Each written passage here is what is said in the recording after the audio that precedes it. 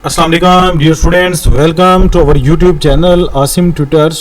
आज की इस वीडियो में हम सॉल्व करेंगे biology chapter number 9 plant physiology exercise MCQs को। तो चलिए स्टार्ट करते हैं फर्स्ट एमसीक्यूज से।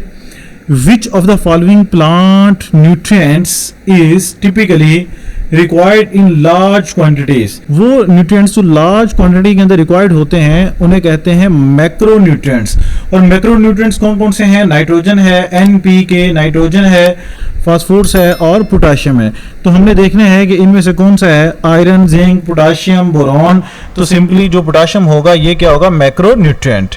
सेकेंड एमसीक्यू है which element is essential for plants to form chlorophyll. कि कौन सा एलिमेंट एसेंशियल है प्लांट्स के लिए क्लोरोफिल बनाने में।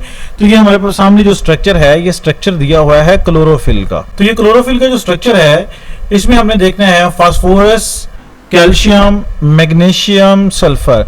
तो आप देखें कि मैग्नीशियम जो है ये सेंट्रल एलिमेंट है क्लोरोफिल के लिए, तो इसलिए इसका करेक्ट आंसर होगा मैग्नीशियम।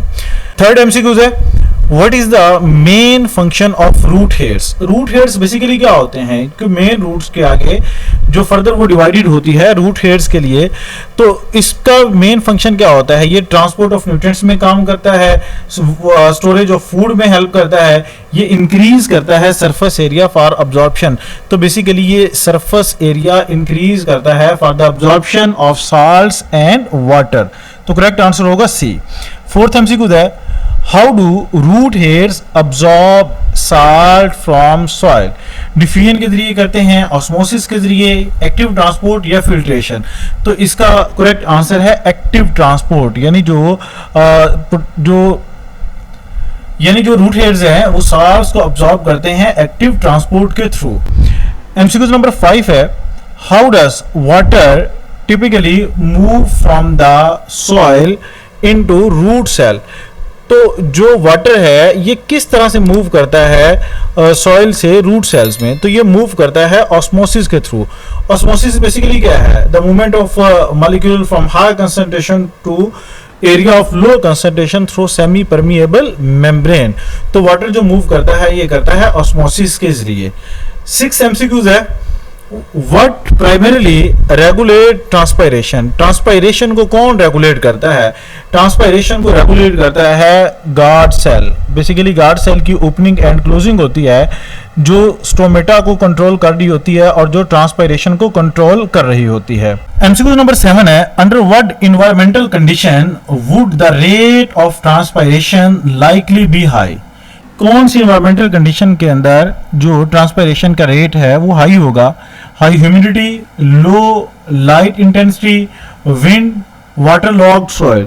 तो इसका करेक्ट आंसर होगा विंड। अगर विंड ज्यादा होगी तो रेट ऑफ ट्रांसपायरेशन ज्यादा होगा।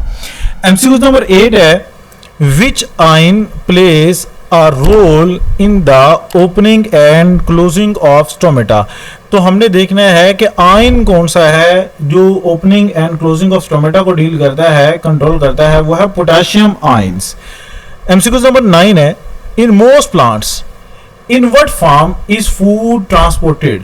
तो जो फूड है जो फोटोसिंथेसिस के जरिए प्रोड्यूस होती है वो ट्रांसपोर्ट होती है सुक्रोज के जरिए।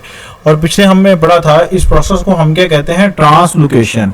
यानी ट्रांसलोकेशन वो प्रोसेस है जिसमें प्रिपेयर्ड फूड जो है वो लीव से ट्रांसपोर्ट होती है to the other parts of the plant body. Next MCQ what statement accurately describes the pressure flow mechanism of food transport. Basically जो फूड ट्रांसपोर्ट है इसमें जो प्रेशर है, प्रेशर किस तरह से मेंटेन होता है? तो इसमें बेसिकली प्रेशर आता है वाटर से, water इंटर्स the sources creating pressure. तो इसका करेक्ट आंसर होगा ए वाला। उसके बाद बाकी ऑप्शंस को देखते हैं। Water is pulled from the sink, movement of food in phloem is due to gravity. उसके बाद आगे है solutes move from low to high concentration. तो करेक्ट आंसर होगा ए। लास्ट एमसीक्यू है succulent organisms are typically found in which type of environment. तो succulent organisms क्या होते हैं? ये बेसिकली वो ऑर्गेनिजम्स होते हैं जो एक्सट्रीम ड्राई कंडीशन के अंदर सर्वाइव करते हैं।